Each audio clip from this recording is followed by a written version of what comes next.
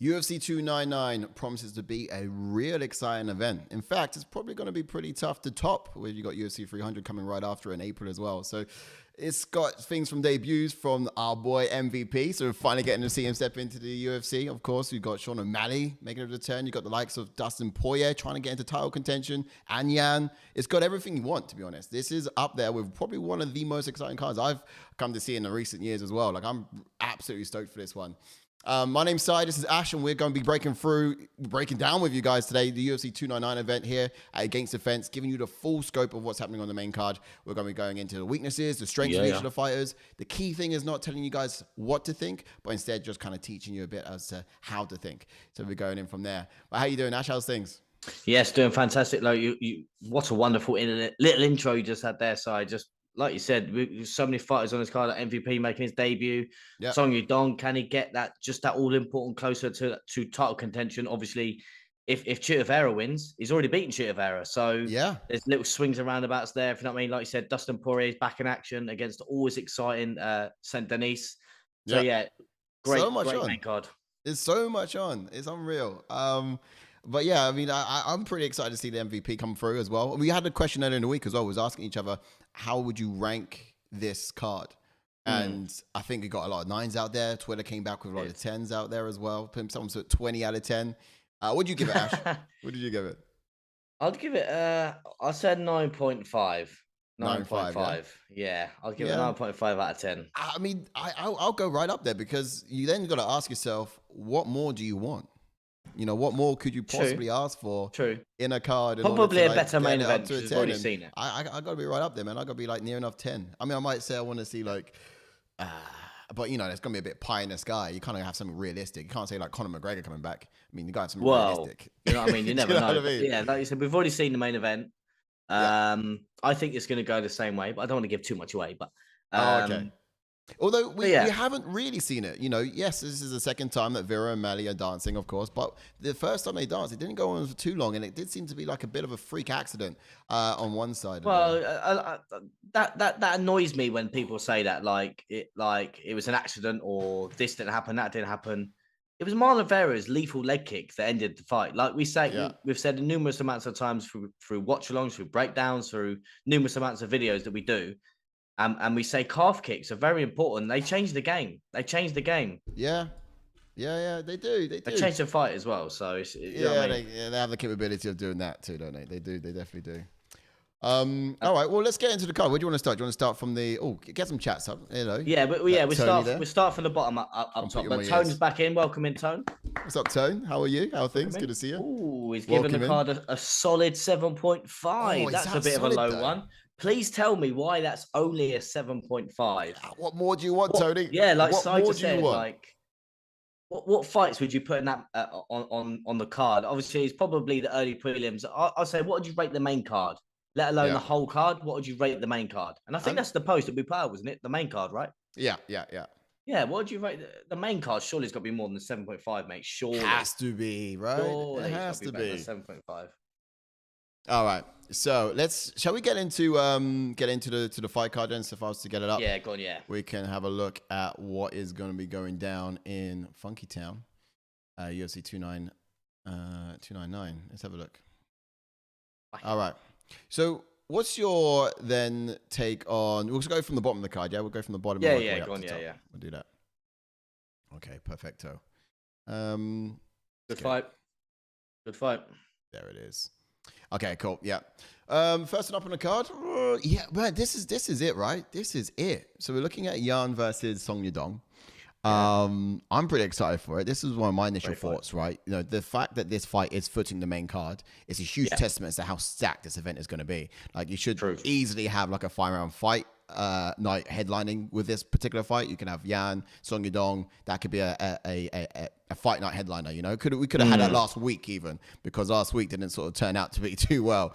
No, exactly. Yeah, you're spot on with that. Yeah, we could have even had the headliner of the prelims going into last week if you wanted to put some heavyweights on the card. You know what I mean? But look, the fact is, do you think that this being a 3-round fight and not a 5-round fight night card would work against Yan? Because we know that he likes to start quite slow, doesn't he? He has the opening round to download the data before kind of upping the pace a bit later on. So he's going to really have 2 rounds to work in theory if he adopts that same kind of approach. So do you think this kind of works against him or no? That's a very good point. You bring that up. Yeah, it's very interesting. Like you said, it's a 3-round fight. If Jan likes to get his game on, he likes a 5-rounder. Like you said, he likes to take that round 1 off. But I think as of recent, because it was that all-important round 1 that lost him the title in the first place against Sterling, wasn't it? Because he kind of took that round off, and that was the all-important round that he lost. And then obviously Sterling being the champion after that fight. But I think it's going to be a massive factor in this fight that it is a 3-rounder, and I think it'd be a disadvantage for him unless he comes up with a new game plan. Like he's been out for a while now. I think he's been out for a year now. So again, unless he's adopted a new style and he starts quick, because we know Song Yadong starts quick. So he does. I think if Song Yadong can start quick, and maybe Jan may not be able to predict his reads and get, like you said, get that data, it could be a hard night for Jan, because it is a good fight. It's a great fight. Yeah. I mean, looking at this fight initially, I would have given the experience to Jan. Petr Yan, essentially just how he fights, how his fighter IQ sits in his as well. But if you look at Song Yadong, he's got 21 wins there, which makes you think that's more than Petr Yan. So on paper, could we say that he's the more experienced fighter? Of course, not all of them have been in UFC or against the kind of caliber of competition. Championship experience, yes. 100% a championship experience, but like Song Yadong's, I think he's had 2 5-round fights now. I wouldn't put any money on that, because obviously his last fight was 5 rounds against Ricky Simon. And he just road dogs Ricky Simon, and obviously we all know how good Ricky Simon is. So for him to do that to Ricky Simon, he went 5 rounds with wasn't Ricky Simon. That was his previous one before that. Yeah.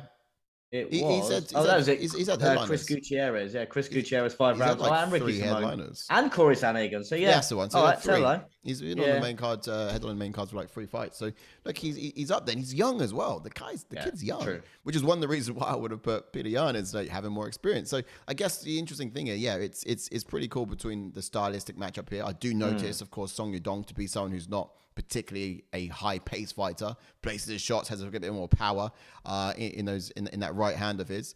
And Petr Yan does move more. So I guess personally for me, what I like to see is just a lot of that movement and maybe freezing those weapons from Song Yadong.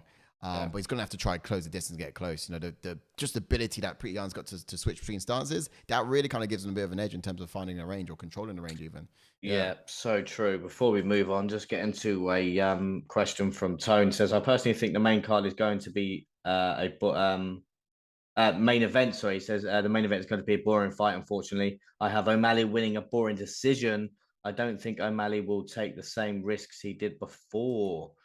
Ooh, I'll hold off for questions for that one just yet, but interesting take, Tone. If you stick around for us once we get to the main event, then we whack out some questions to do with that. But I would like to get into that as well, Tony, to be fair. I would like to ask a couple of questions about that in terms of like what risks did he take per se. But no, it was certainly unpack that. I mean, just to quickly touch on Yadong in this card though, like this is his first fight against a former champ, so he's been actually making some incredible movements, as you just pointed out in his recent career. But today on Media Day, he did actually say that this is the most important fight that he's had yet. So do you agree?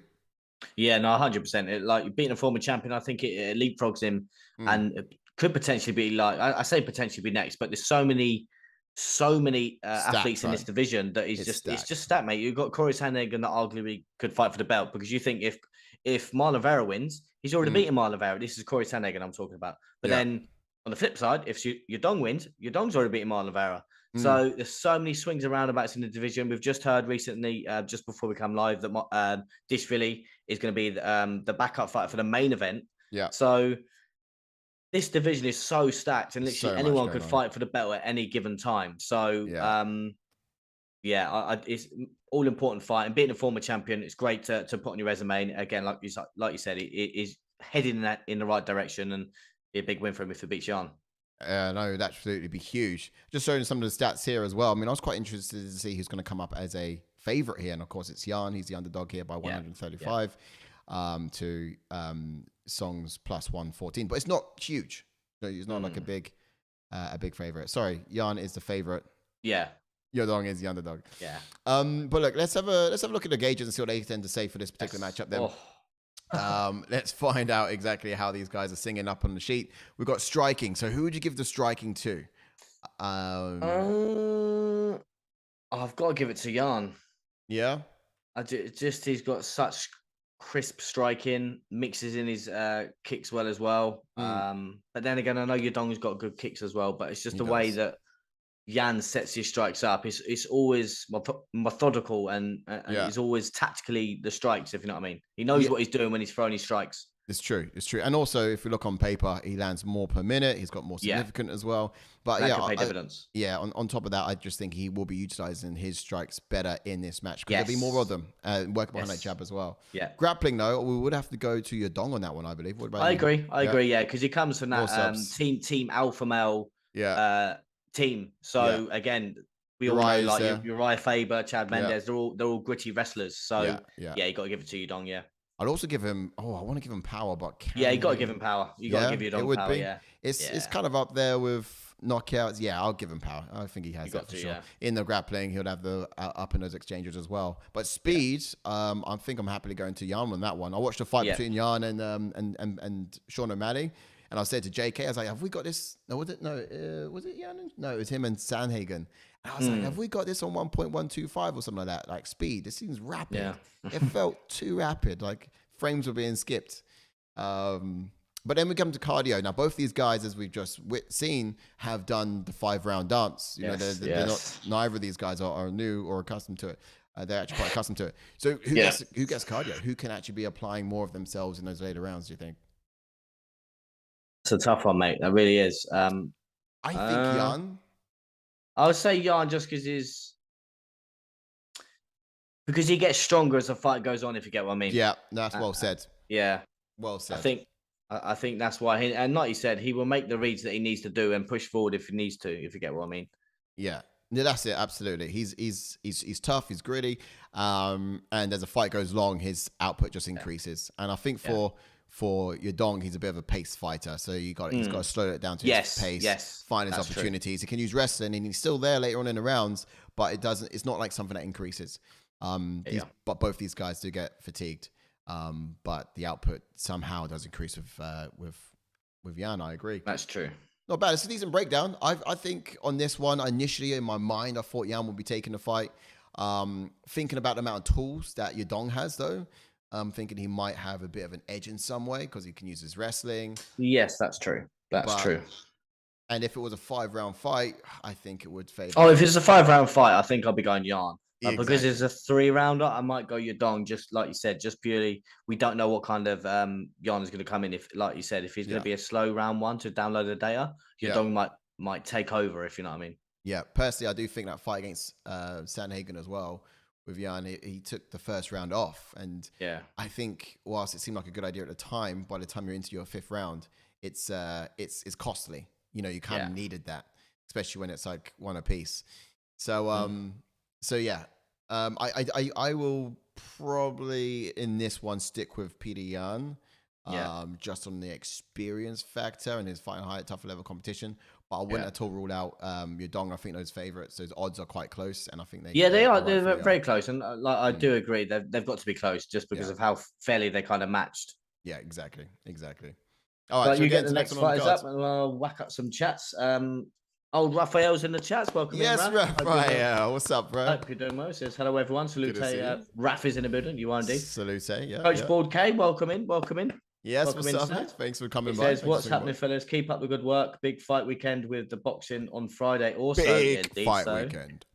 Fight weekend. So I just mentioned that before we came live. Indeed, it's a big fight, mate. Yeah. It's all going Angus is in the chat. Welcome in, Angus. Don't forget to like the video, sir. Hope you're doing well. One of our editors. Lovely. JK and I were talking earlier. Was just saying, where's your mum's brownies at, bruh? Yeah. Where's your mum's brownies at? She's still doing that? It's been a long time. Angus goes, Yadong out of his depth, Jan to remind people how good he is. Ooh, big statement there. Bear in mind, Jan is coming off a 3-loss streak. So, I mean, they've been against some tough competition. They have. Agreed. But I don't think he's the type of guy to amass a 4-loss streak. You never know. But Raf says, I mean, both fighters are in most we just said they're in the most stacked division. Yeah. Look at boxing. That division always had the most Concentration of talent. Of talent. Yeah. Yeah. Indeed so, buddy. Nah, bro, that's madness. I think you're right. It's if we're talking about boxing. In fact, we're going to get onto this the second fight up here on the card, the welterweight bout between both. Speaking of boxing, Jack Della and Maddalena. Exactly. This is like one of the UFC's most acclaimed boxers right here. Quick one on JDM then. So he's 16-2-0 in the blue corner, and then you got him up against Gilbert Burns, who's 22-6. So it's Brazil versus Australia. The height here is going to be favoring JDM just by a little bit, but I think where you're going to see the biggest difference, if anything, is probably just going to be in that reach. It's like 2 inches difference in reach. But the thing is with Jack Della Maddalena, he can utilize every single centimeter of it. Yeah. He's just quite good at his distance management and everything as well. So good. Yeah. He's actually one of the UFC's self-acclaimed boxers, as I was saying just a second ago. Like he rose to the challenge on multiple occasions, and he's even been able to come out on top against wrestlers in the octagon as well. But the big question we're all asking, I think, is this your wrestler versus grappler matchup? Do you think he's got what it takes to stuff Burns' takedowns? Yeah, but this is the thing. Like, you're spot on with that. Like, striker versus grappler, it is kind of that. But like you said, when we say grappler, Burns is more of like the submission grappler, if you know what I mean. Because there's a lot of fighters, obviously, like the Islams, that when we say grappling up against the cage, using that type of grappling to get the fight to the mat. Yeah. But for me, Burns' takedowns, I don't know. I think he may have enough. I think JDM may have enough to stuff a couple of takedowns, because we've seen JDM's takedown defense is very, very good. Yeah. So I think he may have a good takedown defense to stop Burns getting him down. So maybe let's quickly go to the odds on this one. The money line is actually in favor of Maddalena, so he's a favorite of -120 to Burns' +100. Where do you think his advantages lie? Is it going to be later on in the fight? Do you think it's going to be able? Do you reckon he's going to be able to keep it standing throughout? Yeah, you said initially you think he would be, but yeah, that's the thing. I don't think I've seen many fighters consistently try and take JDM down. They may try once or twice, then they realize that, hang on a minute, he's got a good takedown defense, and then stop. But if you continuously try and do it and wear on JDM, then that's where it could come into the advantage of Burns, where he can, because if Burns can get him down once, then that's all he may need. We've seen it in the past. All he needed when he got Neil Magny down. I know a couple of fights go for Burns, but all he needed once he got Neil Magny down, that was it. It's his world. So it's not like if a wrestler takes JDM down, they're just going to sit on him. If Burns takes him down, he's going to try and work for that submission. So that's the difference. Yeah, true. He's a bit of a different one from most others. He's been out for like 10 months as well. He's not naturally the most active fighter either, is he? But he is also the type of guy to not turn down a fight. He's an absolute dog. Yes. No matter how high the risk. Of course, he was the one to take on Khamzat Chimaev when no one else would. So what do you think are some of the problems then that he's going to be bringing for JDM on the night? Is it going to be... It's just that submission threat. Yeah, 100%. Yeah. Mate.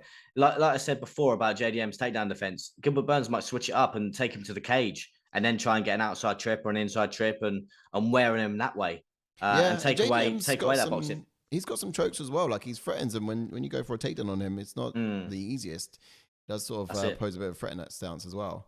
It's just going to be a case of being able to do it. I think one of the things that I'll probably say about this one is where Burns' gas tank's going to deplete, trying to get these takedowns. That's when we're going to be seeing higher output and just an acceleration in motivation from Maddalena, just being able to tag him and light him up on the feet. So I think, later in round 2 or 3, we could be seeing some of that stuff. Although Maddalena said, and he's got I was just showing us the record here, 79% of his knockouts wins are by knockout. And he did say that he's going to stop Burns. He said he's going to knock him out. Do you think he will? Really? He's tough. Burns is tough. No, Burns is tough, but JDM's boxing is just so slick. And like I said about an advantage for Burns is to try and get in close and get the grappling, take him up against the cage. But that's where JDM kind of would want the fight in close, utilize his boxing, and could catch him that way. Look at the pressure that he put on. I know it's a couple of fights ago, but look at the pressure he put on Randy Brown. JDM got in close, landed his big shots, and then finished him. But he didn't finish him with strikes. He finished him with a submission, didn't he? So yeah. He's got it. He's got it all. Decent enough. Yeah. Would it pay dividends against this absolute jiu-jitsu artist, though. That's the question. Yeah, that's the thing. Like I said before, mate. Like if Burns gets it down, then it's his world. It's a tough one. But JDM in his last outing, they go 3 rounds with Kevin Holland, who's going to be up next in him, and we'll break it down in a bit. And again, he's got good striking in himself. He's got good chokes. He's got a good submission game. So and JDM went 3 rounds with him. So he did indeed. Yeah. All right then. So let's see what the chat's saying. I'm going to get the gauges up. We're looking at fight 2 here on the card. Yeah, let's have a little look. See what the people are saying. Who you got for this fight as well, guys? If you're in the chat, chuck an emoji in. Let us know who you think is going to be winning this bout between Burns and Maddalena. Yeah, nothing coming through yet. But yeah, once we got the gauges up, chat, let us know. And don't forget to drop a like on the video if you haven't done so already. And yeah, let us know what kind of striking, grappling, who going to go for, chat? Who going for? All right, so here we go. Striking already off the bat. I'll give that to JDM. Grappling, of course, that's going to sit in the camp of in the red corner. Nice and easy to Burns. Whack them out. Absolutely. I'll ask you on this one, though. I'll come to you on this one. Power. Would you give it to JDM because he's knocked out more people on paper? Or do you think that the person who's going to be utilizing power more would be Burns? I'd say JDM's still. Power, yeah. Just because on paper he has got more knockouts, and I mean he's threatening for it as well tonight. But again, like Burns does have a good jab though, because remember he dropped Usman. I know it was a while back, but he did drop Usman with that jab, didn't he? He did. So, but you know that takes footwork and distance control. It does. To find it, and I would find JDM to be quite a master of that. What I love about these boxes, it's not just their hands, which are so crisp and clean. What makes what they do possible is just that footwork, that placement, that timing. So speed, I would also go JDM. I would as well, yeah. Yep. And cardio, I would probably go JDM. Just because I've seen, I find Burns' fighting style is very cardio taxing. That's true. I have seen Burns tire. I don't think I've seen JDM tire, to be honest. Yeah. I've seen a very tired Burns. I mean, we're talking about 5 fights, so I mean, five rounds. Yeah, no, you're right. Oh yeah. Burns has been a couple of 5-rounders. Yeah, I'll probably say JDM. Yeah, for cardio as well. What do you guys think in the chat? Because that's a tough one for me. I'm not entirely sure where to go. We've got a comment from Raphael says he's passed a decent grappling test and the long rangy guide test already. Jack throws straight punches and knows when to throw uppercuts. Yeah, that's what I said. What I said a minute ago about where obviously where it comes into play for both fighters. Burns wants it in close to get the grappling, but then so does JDM in a way because he's very, very good at that boxing in tight, like Raf said, in tight uppercuts. He's very good at. Obviously, we know his boxing's like elite. So yeah, no, that's clean. Well said, guys. Yeah, that's awesome comments I put in there. I think then if you're looking at the gauges, we're all in the blue corner for JDM. Does he take it for you, Ash? Do you think JDM's a guy? Yeah, I think he's got enough. I think he's got enough to actually get past Burns. I think Burns will obviously try and get it to the mat, but will it be enough? I'm not sure because we've seen in the past Burns get the likes of Stephen Wonderboy Thompson down. And I know Stephen Wonderboy Thompson has good down defense as well. Yeah. But I just think JDM's just got that little bit more in him to keep it on the feet. Yeah, he's just got to survive and each round start standing, and he can look good in even the shortest amount of time you give him on the feet. Yeah, I'm confident. Okay, cool. Well, that's the gauges. That's what it says there, guys. Are you going to go with what it says here on the screen, or do you think there's like an X factor, something else that's not been spoken for, something that's not been unpacked, but something else that could probably make this fight entirely Burns's? I think if Burns had an X factor, it's just his kind of tough.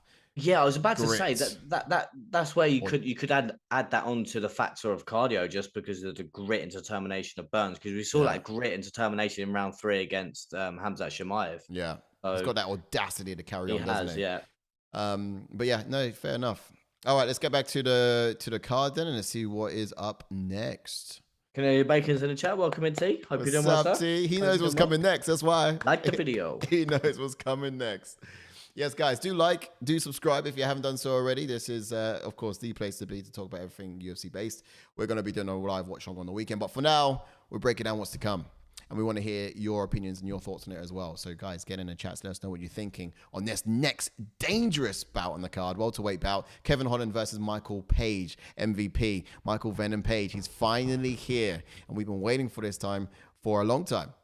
Blue corner, that's 21-2-0. And then, of course, in the red corner for Kevin Holland, that's 25-10-0. 1 no contest there as well. So experience on both sides. Height-wise, they're coming in quite fairly even. Reach-wise, again, fairly even. A little bit of an advantage there for Kevin Holland. But in what Kevin Holland has in precision and power, you just know that MVP's got in strike and variety. He's got all sorts of weapons in his arsenal, which is why the crowd have been asking and hoping to see him come into the UFC for a long time now. He's like the UFC's new toy, effectively. He really is. He really is. But, you know, could MVP have spent his best years in Bellator? Is probably one of the questions that's out there. At a ripe old age of 40, I know he has speed, but does he still have that chin as well? Yeah, that's the thing. That's the all-important question. Like you said, has he fought out his prime in Bellator? Like, I remember me and JK saying, this is years ago now, a good 5 years ago, about saying MVP should come to the UFC at that point. And I think if he does lose this, then that's the big thing. He should have done it a couple of years before. Yeah. And look, we've seen that narrative already of people kind of stepping in back into the UFC or doing it in their when they post their post prime, like Cejudo, for example. It's not looked good for him. No. And look, MVP, like, he's rapid, he's fast, he's an exciting prospect. We've all been wanting him for a while. He looks young. But the fact of the matter is, the age is you know, doesn't lie. He is 40 years old. The all-important thing that you asked me the question saying is, has he spent his best years at Bellator? And just to add on to that as well, I think that this here is actually a perfect fight for him. Like we said about Cejudo coming back, obviously Cejudo fought Aljo, which again, he likes to wrestle and put the pace on. Yeah. Same with, obviously, he's a funky style. Cejudo fought again, but then he fought someone like Marab again, a wrestler, aggressive wrestler. But this fight here, MVP, he's fighting another striker, and I just think it's a perfect fight for him to utilize his style of fight. Yeah. Yes. I buy that. I think it is a great fight for him. If not for him, for me, for us, for the fans. Yeah. You know, I genuinely do love it. But let's say he wins this, right? How long is he here for, and who's next? I've got an idea as to who I'd like to see him fight next, actually. Yeah, probably Wonderboy Thompson will probably be another good one. Right. Yeah, absolutely. That's what I mean. I think I reckon the UFC have outlined the plan for him already. I think if he beats Kevin Holland, fights Wonderboy, and then I think if he finishes Holland, then finishes Wonderboy, he could potentially fight for the belt. I'm not even joking. And if he loses that, not even bad. If he loses that, not even bad. It's like no one's going to blame him. He came in, he won twice. He loses the belt. That's cool. He can finally hang his gloves up saying he had a decent stint in the UFC. Yeah. Do you know what I mean? He'll be at the ripe old age of 41, 42 at that point as well. So, hey, providing he does it relatively unscathed. But yeah, like that'd be great. Everyone would be watching thinking, I wish we had him sooner. Do you know what I mean? Yeah, no, exactly that. That could be a best case scenario. And what about the red corner then over at Kevin Holland? Like, let's put our hands together for that brilliant bout between brothers last time out against Wonderboy. I know we just talked about it a moment ago, but on paper, it's obvious, right? You would see that there's that Wonderboy style beats Holland. And the fact that MVP has a similar style to Wonderboy, bosh, MMA maths, done. You know, you'd think that that's the win sorted out. MVP wins this fight because he's got a similar style to Wonderboy, and Wonderboy beat Holland. However, looking back at that fight, and I did watch it a couple of times, how many chances did Kevin actually have to finish Wonderboy and not take it? You know, for the sake of having a bit more of an entertaining fight, for example. No, you're spot on with that, because he had him in full guard about 3 or 4 times. Dropped. I'm not sure if he dropped him, but he took him down. And that's what I'm saying. Like, but can he get close to MVP? I think MVP's style is a little bit wider than Wonderboy's. I know Wonderboy likes his little karate stance. Yep. But for me, it all depends on the quickness, because we all know that Wonderboy likes to come in and then out. Same with MVP. Like, he likes to come in and come out. But yeah, you're spot on with that. If Kevin Holland, I reckon he could get a takedown in this and make it interesting. But Kevin Holland being Kevin Holland, I think he will do exactly the same and just stand off him and let him stand up, because that's the type of guy that he is. And that actually leads us to my next question for you. Like, do you think if Kevin Holland had even, or even if he didn't broken his hand in that fight, but let's say if he did apply the wrestling, do you think it would have been a different outcome? Yeah, you could be onto something now. I think Holland actually probably would have won that fight, because he had him down about 3 or 4 times. So he did, and he just stands him back up, and it goes back down. Yeah, and exactly. Then, look, he paid the ultimate price for it. A 4th round corner stoppage. But there you go, 4th round. So you know what I mean. And then in 2nd, 3rd, and 4th round, he probably had him on the mat. So who knows? Yeah. And look, here's the fact of the matter is as well. Like his hand broke at some point in that fight too. And so he paid ultimate price. He wanted it for more entertainment, and then he couldn't perform the way that he did in the first round. The first round, he was fire. Like Kevin Holland was lighting him up. Yeah. And he was playing with his food a bit too much before, it became a bit much for him. So look, it's redemption for him tonight to go up against that style again. We can finally see how he's going to perform. But yeah, like it was a head of a fight. I'm excited to see something like that again. So yeah, it's certainly quite an interesting one for that. Shall we get the gauges up? Yep, you get them up. I'll get some chats. Stoney, welcome in, Stoney. Hope you're doing well, What's sir. up, Stoney? How you doing, He man? says MVP versus Gaethje would be dope too. Yeah. If Gaethje can make welterweight, I'll tell you what, could be a good one. We would talk about good stylistic matchups for him. Wonder Boy, Kevin Holland, with some of the perfect ones in my eyes. Gaethje, that would be an absolute firecracker of a fight. Who else is Giga Chikadze is quite a kick-heavy game. I'm just trying to think how it can match up. I mean, we got to go stick to the same division ideally, but yeah, there's some good fights for him. There are some good fights for him. I agree with you, but how long has he got? I think he's got he's not got time to dilly-dally, any. But 3 fights, 2 years, 2 fights, 2 years, some in thereabouts. All right, so we're here. We're looking at striking. I think we could. I just realized how hard this is. I think MVP's got to get striking for me. Just because he's got that diversity, right? Yeah. Not to take away from. I'm not taking Kevin nothing Holland. Away from Holland. Yeah. But I love the way we've got to sort of illustrate when we're giving striking to someone. We're not saying that their striking's bad. We're just saying that MVP's got a little bit more in the locker. We just got to be a little clearer. Exactly. Just a little bit more. Just a tiny bit more. Bit more. Grappling, I think Kevin Holland. Holland all day. He's got some nasty submissions in his game as well, so MVP needs to watch out for them. He does. He really does. Whether he'll use him though, is he going to be too stubborn to, or is he actually going to go for it? Power. Shall we see what it says on paper? Wins by knockout. It does look like it's MVP. I think what's quite delusional about this as well is MVP. He's not like the biggest muscled guy. It doesn't look like he's got a lot of power. No, I think he's got more precision. He does. Well, these both are quite precise, aren't they? But he's actually got. He utilizes his movement so well. So when he does strike someone with precision and he lands it on the button, he's actually got his whole body moving into range with that strike as well. He's not just throwing it from he's moving his whole body into range and moving it back. Technique and I'd probably say Holland for power. Yeah, I would. Yeah, so MVP, I've seen him finish people with flying knees, head kicks. But this is all airborne power as well, isn't it? This is kind of he's kind of got to be running at you in order to utilize it. Kevin Holland, we've seen him starch people out standing. Buckley, one punch, Buckley, one bang, Buckley. Ponzinibbio, one bang, Ponzinibbio. So So whilst here on paper it says 62% knockouts, wins by knockout TKO goes to MVP, I think we would side with Kevin Holland. I reckon about 50% of them KOs have been not from one punch. I think they've been from flying knees or kicks. Yeah, more TKOs instead of KOs. But we've seen KOs from Kevin. Kevin KO Holland. All right, speed. Oh, okay. I think I've got to go with MVP on it. Yeah, I think I've got to as well. It's so hard. Yeah, I've got to go MVP for speed. Yeah. Now cardio. This is 2 for 2 right now. Cardio. I'd love to say Kevin Holland, but yeah,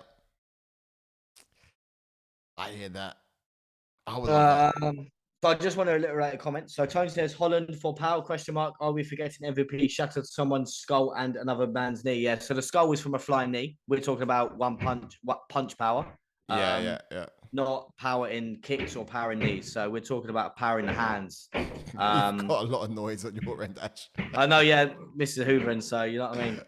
Is she hoovering or is she planning to DIY? I mean, Sounds like she's putting up furniture, like she's banging something together. Who hoovers like they're banging into a wall? But for like you said there, for MVP, that was from a flying knee, and then shattered someone's knee. That was from a kick to the knee. So if we're talking about one punch power, it's going to be Holland because we've seen it. Yeah. I mute myself. Mate, he runs a Hoover around the house like that. He's literally just run a Hoover around the house. He's running it into the house. All right, cool. Yeah. Look, I think you've answered that question quite well, actually, because we've seen Holland stand and just that power's in the hands. It's freakish. I think anyone could knock someone out with a flying knee. I don't think you need power to end it with a flying knee. I think just a timed flying knee ends the night for anyone. Yeah, I mean, fair play, fair well said. And look, MVP manipulates his movement so well. But when we come down to cardio, and that's where I've really found it hard, you guys can probably pull me apart on this one.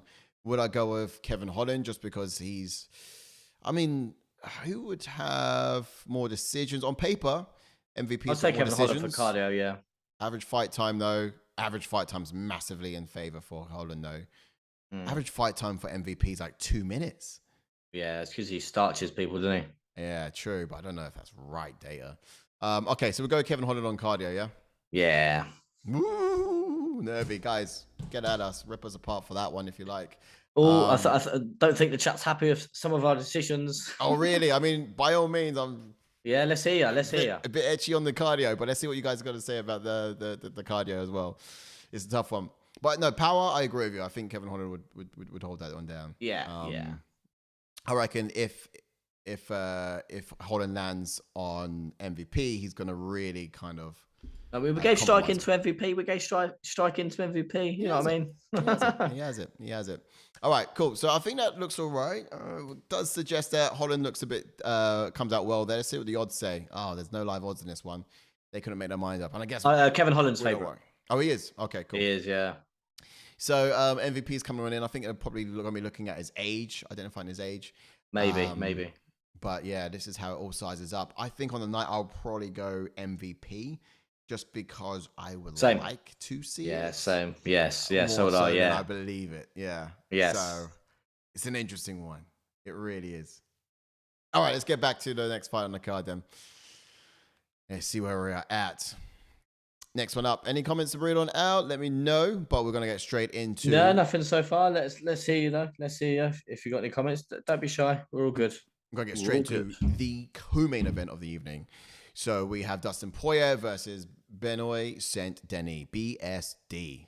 In the blue corner, you have 13-1-0, one no contest as well. But in the red corner, you got a wealth of experience, 29-8-0, and one no contest too for the Dustin Poirier in red. Now, the way this fight is matching up, height-wise, not a lot in it. Reach-wise, again, not a lot in it. But it's going to be two absolute dogs, which probably, in my eyes, have some of the most ferocious mentalities in the like dog go get him for mentalities in the UFC. Someone particularly like BSD, who's was an ex-French Navy SEAL or something like that. He was used to be. This guy is cut for combat basically.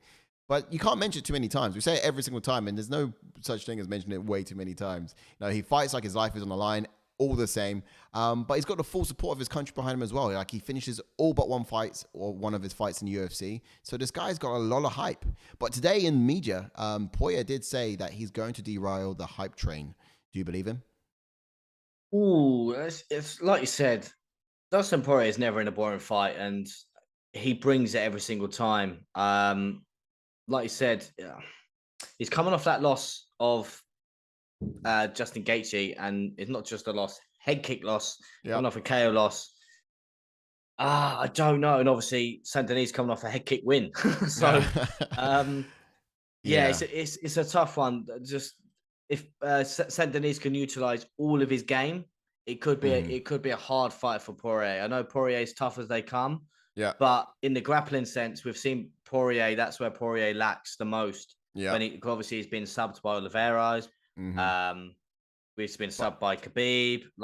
And Saint Denis got 9 submission wins on his resume. So he does. And look, Poirier is dangerous when he hits the ground. Like, you don't want him on your back. Certainly not. I mean, I think Chandler got in that situation as well. And that was obviously quite, as his demise was dangerous for him. So, I do see that being quite interesting when the fight hits the ground. I thought initially, grappling wise, I think, Benoît is the kind of fighter to utilize that, and certainly will be looking to get it in those kind of exchanges, those scenarios. I think his powers could be looking quite dominant in that scenario as well. But I think he should certainly look out, because Dustin Poirier can sneak something sneaky in. He's got great Brazilian jiu-jitsu. No, you're right. It just, if you stay standing, then it's going to be a great fight. Obviously, Poirier brings it. Saint Denis brings it. Like I said, like Breezy just said there. Welcome in, Breezy. Yes, Breezy. What's up, man? But he says this is the real main event. So yes. This is such a crazy good fight. I think this could potentially be fight of the night as well. Forgive me, I didn't ask at the front end of the card, but I think I know where our eyes will land if we was to ask it now. You know, Poirier does love a firefight. Like, he sure knows how to pick him. He weathered the storm Chandler, of course, when that happened. He showed huge heart after coming back from adversity in that fight. So he's tough. We know this. But do you think he can actually weather storm BSD? You know? Yeah, like I said before, mate, if Saint Denis can mix it up, then that's when he can utilize all of his game, and then that's when Poirier may struggle, because we saw him utilize a lot of grappling against Matt Favola. Yeah. So I know Matt Favola in certain exchanges ended up on top, but that was from Saint Denis initiating the grappling. So this fight worries me for Poirier, just because Saint Denis is so well rounded. It's very good, very well rounded as a fighter. So absolutely. If you stay standing, then Poirier's always got a chance. Yeah, true. I mean, he just got knocked out as well 7 months ago. So do you think that will probably have a factor? It could do. You never know. Would he be a bit reserved, especially when I don't think he's ever going to be. I don't think Poirier can ever be reserved, but it could play into a factor that like I said, 7 months ago getting KO'd, Saint Denis puts the pressure on. So you well just never know, mate. So well said, though. You're right. I don't think he can ever be reserved. Right. You're right. He does believe, though, he's he's like one fight away from being back in. Yeah, he's always thinking that. Like, you're coming off a loss to Gaethje, mate. Come on. He does constantly think he's like one away from title contention. Is it a bit pie in the sky? What would his path be? Let's say he does beat Denis on the night. What would he then be looking to get into from there? Very good point. You'd have to look to the rankings. I can't even remember who's up there to sort of see who he could fight. But yeah, to get right back in that title contention. Yeah, he's got to fight at least another twice, because it just all depends. He could fight maybe Fiziev. Maybe if Fiziev comes back, there's a few lightweights he needs to fight, I think, just to get him back on that ball rolling. Like, he's going to campaign for a title shot after it beats Saint Denis, but in theory, he's only defending his ranking at the moment, really. So yeah. No, fair enough. And I don't know. Are we even going to see Conor McGregor back in the mix? Are we even going to see him? I don't think we will. I don't think we will. And it's let the guy die, huh? Then just kind of like let his legacy die. Let it just go away. Start getting hyped up about it. Maybe we'll see him in a movie or something like that. More movies. Yeah, maybe. But yeah, okay, no, fair enough. But I guess then that kind of wraps up exactly how we think this fight will go. I mean, personally, myself, I think I got to side on the fact that heart is going to be a huge factor in this for Poirier.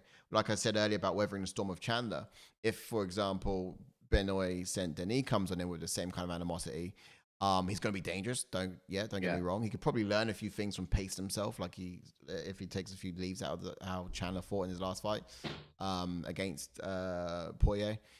But yeah, if Poirier was to weather the storm of BSD, then in the same way, I think he can probably pick him apart or introduce him to deeper waters and tougher times. Oh yeah, definitely. Like is this a 5-rounder or a 3-rounder? Three-rounder. It's 3-rounder. Ooh, interesting. Yeah. Although this card could probably do with 2 5-rounders on. Yeah, I'm thinking if it's 5 rounds, I'll be all day Poirier probably. But if you could take one of these fights on the main card, not the main one, of course, but the main event, and you can make it 5 rounds, which one would you do? It'd be the co-main event, 5 rounds all day. Yeah, you'll take this to 5 rounds. Yeah. Could we see could it be competitive after 3 though? Do we think that? Oh yeah, definitely. BSD's got that kind of. Oh yeah, because is a ex-Navy SEAL, isn't he? You know what I mean? Oh yeah, true. I reckon. Anyway, go on. I was just gonna say, personally, for me, if I could see one of these fights stretched to 5 rounds, it's such a hard one. It'd either be it might even be Kevin Holland and MVP. You know, it might even be. Go on, you was gonna say something. Yeah, I was just going to get to a quick couple of chats. Breezy says, to be fair, Poirier got the closest, and I can remember compared to anyone else submitting Khabib. Yeah, because you took Khabib. You want about what? Dustin, did he sub in Khabib, did he? Oh, he got closest to do it. Oh yes, no, the guillotine. Yes, the guillotine. Yes, I remember now, Breezy. Yes, you're right. He did have that guillotine in against Khabib. Yes, you're right. Yeah. Tone says Dustin Poirier has no more hair to fix. Saint Denis by KO, says Tone. Ooh, big claims there. Yeah. Breezy with the most important comment of them all, though. He says, like the video. Thank you, sir. Yes. Edward Kelly, sorry, welcome in. What's up, Edward? Says, thanks for dropping by. Appreciate you, man. I want Poirier to win, but he has his problems that damaged his movement and takedown defense. I say Saint Denis by submission. And that's and I was going to say, when we get to the gauges, I probably may go Saint Denis submission as well. Just because he's got 9 submissions on his resume. He utilizes grappling so well in his fights. Yeah. And Tone says it's 5 rounds, he says. Oh, it's 5 rounds this one. Did they change that? Oh, I'll take that, of course. He says Tapology says 5 rounds. Tapology never lies as well. Oh, if Tapology said so, then, sir. If Tapology does say so. Ooh. I'll have to do a bit of a dive into that. Look at this. The odds on this one. BSD is the his favorite, Yeah. And Dustin Poirier is not. I think some of y'all must have forgot, though, the resilience and toughness of Poirier. I would probably say... agreed. A lot of people may forget, but it's just the way that Saint Denis fights. He brings... It's not like... When he comes to firefight, he still utilizes his grappling to firefight, and he's not one to just lay on the mat and lay and pray. He will always look to advance, always look for that submission, or even look for the ground and pound, always advancing. And that's where I could see big problem for Poirier. But you can never count Poirier out, like I said earlier. No, you really can't. You really can't. The guy's an absolute dog. Just going to check our sources. JK, could you just check if that's a 5-round fight in the co-main? And then we'll be able to get to confirm that, because my next question would be, how does that affect it now? Because if it was a 3-round fight, would you be more confident in BSD? Now being a 5-round fight. If it's a 3-rounder, I'd be more confident on Saint Denis. If it's 5 round, I'll probably edge it to Poirier, maybe. If, like you said, if Poirier can weather that storm, then it's going to be an interesting 4th and 5th round. Yeah. BSD. Because Poirier's weathered many of storms before. So, yeah. That he has. Now I have faith that he can do once again. He's an absolute tough cookie. Poirier. So yeah, I'll let you get the gauges up. Last comment. Breezy says it doesn't go past 3, says Breezy. Ooh. He says, I reckon Saint Denis 2nd round TKO, he says. By knockout as well. Yeah, I mean, what about if it does go to decision? Can BSD win a decision? Less likely. I think he can win a decision as well, just because he is going to utilize more. We don't see Poirier going in there, because obviously Poirier's got great grappling and great wrestling. We know that. But when he goes in there to fight, he just goes in there to fight, doesn't he? So, yeah, you don't really see him utilize his wrestling like Saint Denis. And like I said before, Saint Denis, he's always on it with takedowns, always on it with his grappling, always on it with his striking. So he uses all of his game. He's an absolute brawler. Anything on the sources, JK? Let's go to the gauges and on striking. Ash. I reckon Poirier gets striking. Yeah, you got to go striking Poirier. Yeah, we've seen it more over the years. All right, we're not saying Denis can't strike, everyone. We're not saying he can't strike. Just I've seen more of Poirier over the years. Yeah, it's certainly got an output as well. Yes, exactly that as well. Yeah, output is there high. All right, let's look at grappling. I'll go BSD. Yes, I was about to say I'll go Saint Denis. Yes. And then when we're looking at... I'm not saying Poirier doesn't have any grappling or submission game. Yeah, no, he certainly has a submission threat as well. Yeah, like I said, that guillotine is nasty. So again, when Saint Denis goes to these takedowns, just be wary of that guillotine. But here's a tough one for me. Power. I'll go Poirier power. On paper, he's got more knockout. Yeah, I've got to go Poirier power. Yeah? I might get a bit of stick for it. I'm just waiting for it, but... Waiting for it. Fair enough. Come at me. And then speed, we'll go Poirier on speed. Ooh. I will go Poirier on speed. Yeah, Poirier speed for me, yeah. And then I might even go... Cardio's got to be Poirier as well. Yeah, cardio's got to be Poirier. That's mad that Poirier's got most of them, but Saint Denis, in most people's eyes, could win the fight. Could win the fight, yeah. I mean, this is probably the first time our gauges haven't matched up with the live odds, to be fair. Yeah. I would probably be tempted to swing power over, but just because I think it's going to be something that BSD would utilize in... I'm just trying to think who... In the matchups, in the grappling as well. I know. Yeah, I think he utilized it in the grappling. TKO, he TKO'd him. I don't remember him one banging him. He's also actually knocked out everyone bar his first. Yeah, Maddalena was a head kick. Finished, sorry, not knocked out. Finished. Tegan Moises was TKO. Bonfim was a good submission. Yeah, was there a flying knee there too? Sorry? It was a head kick. There was no flying knee. It was a head kick. It was a head kick against Maddalena. Yeah, sorry. Yeah. Bonfim submission. Yeah. So, yeah, and like you said, apart from his debut, he's finished everyone else. Pretty much, yeah. So I mean, he's an absolute dog. I would probably put power on his side myself, to be fair. What do you guys think in the chat? Does it deserve power? Does it sit with El Capitano, Rafael says, don't be surprised if St. Denis pocket defense doesn't hold up when he starts throwing himself at the only legitimate, dangerous southpaw he's fought in his career. Again, facts. Southpaw. Could that play dividends in this fight? Poirier being a southpaw. I was saying the same thing. I was saying the same thing to JK earlier, actually, as well. I was like, what other southpaws has he fought, really? He had a bit of a switch stance fighter, but ultimately, yeah, this is an interesting dynamic for him as well. I think when it does come, yeah, true, definitely good. It's a very good point, solid point. I think when it does come down to it, Poirier is gonna have that fighter IQ, and I do tend to find one of the reasons why I didn't really think he had power is because he throws a lot of punches at like 60%, Poirier, doesn't he? And then he sits down on his power.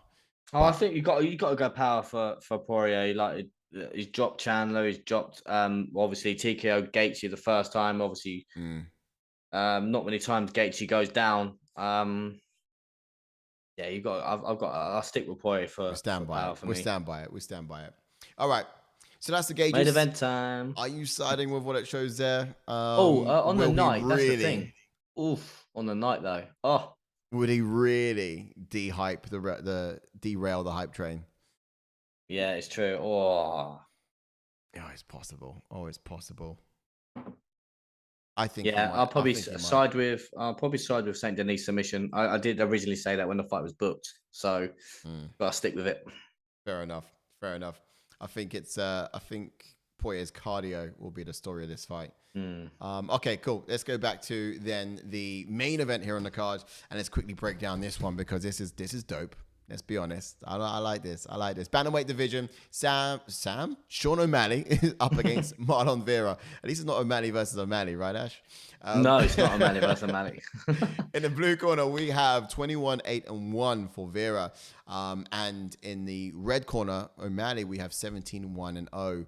Now, in terms of how this matches up, there's no obvious big advantages here. I guess you would look at either the height for O'Malley, which is 5'11", to Vera's 5'8", and that reach advantage, which is just 1.5 inches for O'Malley. Nice. However, it was quite interesting is he just makes himself look incredibly long. The way that O'Malley's able to utilize the distance, you think that he's got an advantage at just like 10 inches on top of yours. So yeah. You know, it's something that's quite something. Let's get into then how we think it's going to be. So we really didn't get a chance to see what he could do in that first fight. In my personal opinion, he didn't really get going. This is Vera, of course, because the leg injury. Shame really, because stylistically, these two match up so well in my opinion. So whatever Sean overcompensates in punching precision, Vera makes up in that diversity in terms of striking too. So do you think the game plan from Cheeto will probably be the same as it was in the first fight still, or would he bring a different one? Yeah, no, you're right. And again, I just want to touch on to a lot of people, obviously Sean O'Malley himself, and a lot of people as well saying that it was a fluke what Vera done, but it's just calf kicks are game changers. They are game changers. We've seen it in the past where it just cripples your leg. We've seen it with Marlon Moraes when he done it to Henry Cejudo. Yeah. And we didn't think Henry Cejudo was going to get out of that first round. Obviously, he survived the storm and obviously prevailed, but it's just one of them where your leg just goes numb. And just from the power of the kick, precision of the kick, like you said, diverse striking of Marlon Vera. He caught him and didn't need to catch him, but fair enough. Marlon Vera is as tough as they come, and I think he needs to get going quick because O'Malley's one of them that reminds me of like Corey Sandhagen. He could sort of outpoint and outstrike Vera just through the 5 rounds like Corey Sandhagen did, because Marlon Vera is more of a sort of a power striker and times things, if you know what I mean, and gets his reads. Look, the read he did against Dominic Cruz, just phenomenal. Like, we all know Dominic Cruz likes to duck and weave, and he timed it to perfection when he ducked. Exactly. Bosh, that head kick comes up. And the same with Frankie. He knows that Frankie was sort of bobbing and weaving, and then the front kick comes up, and it's one of them where if O'Malley gets his game plan off, I think O'Malley will be Vera will be second best. Yeah. But Vera needs to start quick for me. Yeah, no, fair enough. I see that. But also as well, if you think about it, how often does someone come back and get a win after they've already had a loss from an opponent? We've seen people try again this last year, trying to avenge a loss, and it just hasn't really gone their way. I think the stats there really do favor, if you lost once, you're going to lose again. Yeah, like I said, it all depends. If O'Malley can start quick and, like you said, keep moving, keep getting that jab away, utilizing his striking game, he could potentially win the decision. But Marlon Vera's tough as they come, man. Yeah, true. And on O'Malley, like, if you've been around for a minute, then I've been calling this rematch to happen ever since the moment he beat Jan. The story's just too cute. Man beats boy becomes champ and avenges his one and only loss. So the only problem is, in O'Malley's eyes, he's undefeated. He's got a lot of other Sean the Sheep followers thinking the same thing as well. But would you say he was undefeated? Would you say it was a bit of a freak accident? He lost. Yeah, straight up. But it's funny as well, because obviously, I know he wouldn't have obviously been in the obviously on his back if that leg it wasn't compromised. But the elbows were Vera as well. Like, you could see the 2 elbows put him out. Yeah. So. No, they were coming down pretty hard and fast, and he couldn't do anything in a stand-up after that first one. And that was down to that leg kick. I really looked down the analysis, and it was just one kick that latched on and caught him in the right spot. You're right. But would you think he'll need to change this time around? I mean, do you think his game plan would be different going into this one? Or would you say it was just a bit of an unlucky hit? Same game plan? He was always going to win? I think Vera's always got that game plan of just marching forward. No, O'Malley. Oh, so for O'Malley, will he change his game plan? Yeah. Is that what you said? Yeah. Oh, 1,000,000%. Yeah, I can try and stick and move, and he's always going to be on the move, if you know what I mean. I don't think he's ever going to be in one place for Vera maybe to land them kicks. But we've seen it in the past. O'Malley's very quick at moving, using lateral movement. Again, like I said a second ago, Marlon Vera just times things so well. He does. Yeah, but also so does O'Malley. We've seen some of his striking precision against the former champs in there as well. Like, he's just executed it beautifully. Yes, I could write essays on it. It was just so good. So I do think he's gonna. He could just wait, find the opportunity, and then do that. I think. Who was it earlier? I think Breezy said that he thinks the main event's a co-main because this one's just going to long itself out over many rounds of inactivity. And look, he might not be too wrong, because it could just be a high technical chess match where everything's just done neurologically between flinches and high movement and waiting for someone else to make a mistake before you capitalize on it. In which case, we don't really get much action as fight fans. But when you do pull it off, it could be fast, sweet. You just don't blink, is all I'm saying. Especially this weight class, it would happen so fast. But yeah, I really like this fight. I've been calling it for a while. Like I said, it as well. It's just the narrative. I'm a sucker for a story, and this is a really good story. What would make the best story, though? Sean O'Malley winning, avenging his loss, or Marlon Vera jumping 7 places above Corey Sandhagen and taking a belt over? That's the crazy thing as well, because obviously when this matchup was made, I was like, what is going on here? Like, how is Vera fighting for the belt when Corey Sandhagen has beaten Vera? But like you said, the story, if you want to go for a story, Vera put a standpoint and finishing O'Malley for real. Like, obviously a lot of people, like we just mentioned a second ago, saying, oh, it was a fluke, it was that, it was this. Vera's story, finishing him, flatlining him. That's the story. Putting it to bed. Yep. Full on beat ya. Done. Oh yeah. Right. Yeah. Look, fair enough. I think it could be quite interesting when it comes down to it. I reckon what the biggest dangers that Vera needs to be looking out for from O'Malley would be those stance switches and just the way he would use it to create an illusion of distance and get out of the way. But again, for Vera, I think he should go back to the leg kicks. yes, Oh, be 100 doing. million percent. He has Yes, be nasty doing leg that. kicks. Yeah, Absolutely. Because if you can slow down the mobility of O'Malley, evidently, as he did the first time, you get that win, or you increases your chances of doing so anyway. I'll get the gauges up. Get the gauges up. I'll just make a quick comment and I'll get to some chats. Just remember, obviously, their first fight was 3 rounds. This one's going to be 5, obviously. So leg kicks throughout 5 rounds. So anyway, where are we? Hey, George Mary's in the chats. Welcome in, George. What's up, George? How you doing? He says, sorry I'm late. Welcome Evening. Welcome. Breezy's welcoming him in, George. You're not late, George. I thought rumor has it time waits for you. Yeah.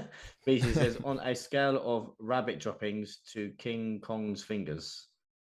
I don't know what you're on about that. Okay. In terms of how exciting this fight is, what kind of scale? Because that's as tiny, something big. Like what's? I get you. You know. Raf says Chito has the most finishes in bantamweight history. Has never been so much as wobbled in the UFC, and is coming into a fight with a win already over Sean. Yes, that is very, very true. He was close to losing his decision to Frankie the Answer Edgar, though. But jumping on to Breezy, then he says, "You love that." George Mary says O'Malley, BSD, MVP, Burns, and Yadong. That's your picks. I love that, George. Breezy says, love those picks. Not sure on the Yadong fight myself. Cheers, Breezy. Can't believe how quick the time has gone. And nice. Yeah. No, that's cool. And I like those picks. Guys, get more of your picks down below. What do you guys have for this one? So we had, of course, George Mary saying O'Malley. Why do you think it's going to work out for O'Malley, George? I mean, I think a really good point from El Capitan there was the fact that Chito's never been rocked before. It's true. He's been looking pretty decent on all occasions. I guess if it's what I do like about O'Malley is it's not too different from the style that we saw Sandhagen have against. That's true. That's very true. You know, he can switch those stances. He can fight relatively long, and he will stay long. He has to be on the outside of the range. I've not seen O'Malley win a fight when he's been, in the pocket for so long. Even against Jan, who works, is what he does. He gets into the pocket. He couldn't do that against O'Malley. And he had the full duration of the fight to try as well, which was crazy. Okay, so here we go then. Striking, who gets it? O'Malley striking for me. Striking for O'Malley, yeah? Fair enough. Red corner gets that. Grappling, who gets it? Ooh, just because I've seen more of it, Vera. Yeah. Power, O'Malley. This is a funny one for me because obviously I wouldn't say O'Malley has power. He has precision. Okay, true. He does have more wins by knockout here on paper. I know. I say he doesn't have power, but the precision, obviously, that precision, that right hand that he flatlined Eddie Wyland with as well. Yeah. That was a one bang walk off KO. He's done it numerous amounts of times. Vera, I'm trying to think who he's one banged, if you know what I mean, or anything like that. Yeah, he's got 38% of his wins by TKO or knockout, and you got 38% because obviously as well by subs. Dominic Cruz one was head kick, Frankie was a head kick. In the hands, you do certainly see it more from O'Malley. Yeah, you're gonna have to go O'Malley, mate. Stats don't lie, do they? They don't. I mean, what was that stat about him having the most knockouts in the bantamweight division? Yeah, it's because that's what I mean. Is that head kick knockouts, TKOs, not sort of like I've seen O'Malley. We've seen O'Malley one bang numerous amounts of fighters. So power's gonna have to go to O'Malley for me. Yeah, freakish power in the hands. Yeah, he's just got that technique down, hasn't he? Yeah, 100%. Yeah, speed. O'Malley gets speed. Now cardio. I think that Peter. I think I learned a lot from that Vera, Peter, man. Maybe Vera. I did learn a lot from that Peter Yan fight. Because they slowed down. They did slow down in that 5th round.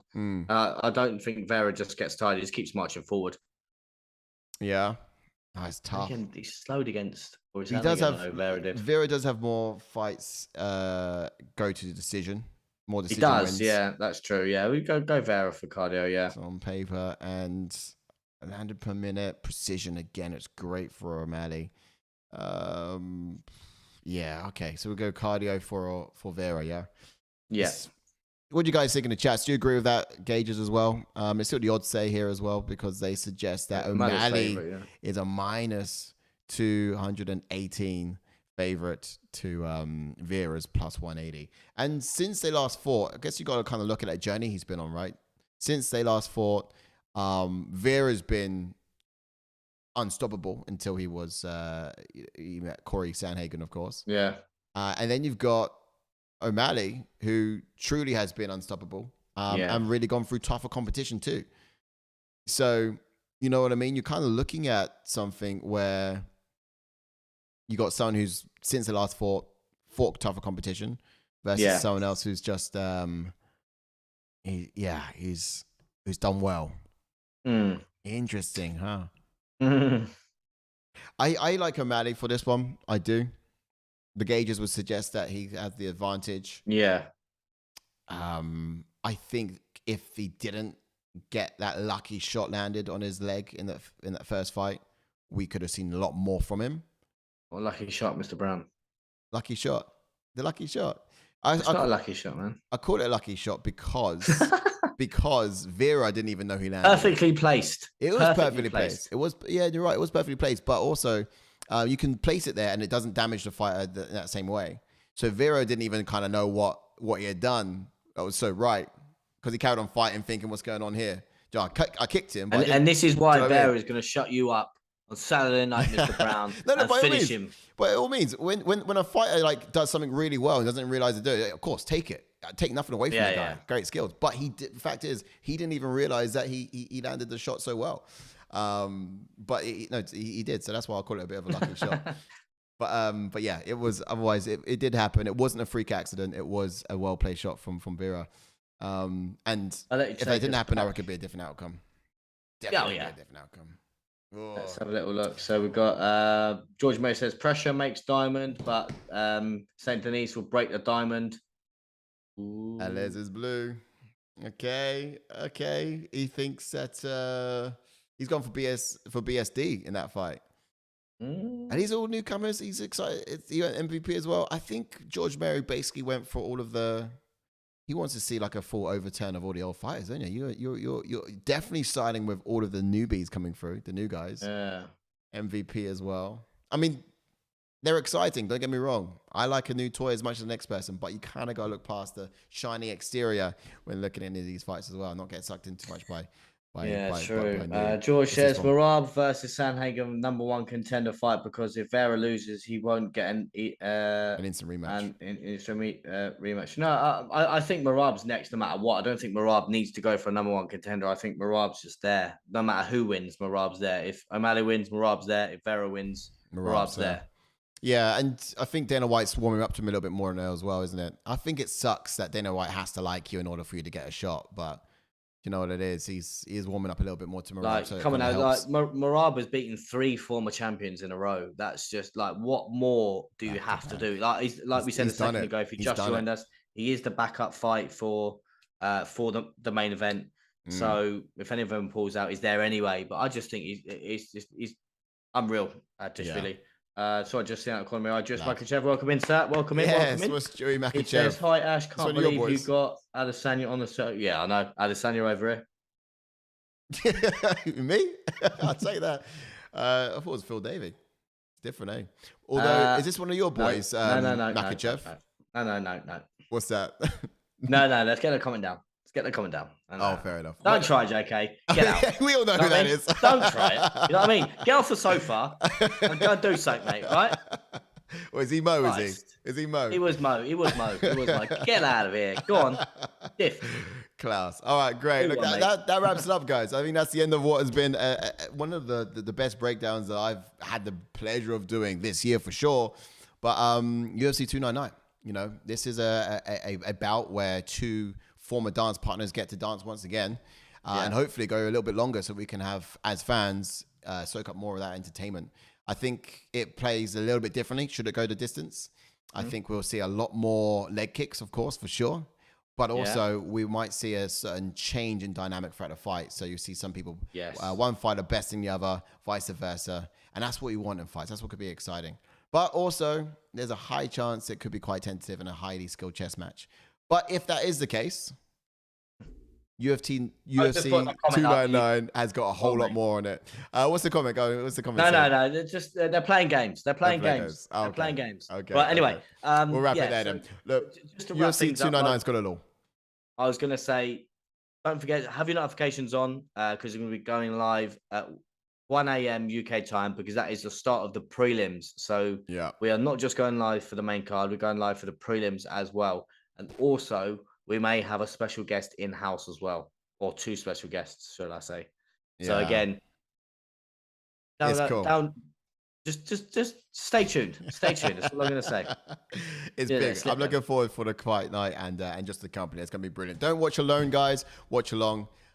Peace, love, and chicken grease. I'm going to mess that up. How do I do that? Ash, how do I mess that up? Stay safe, guys. See you later. Bye.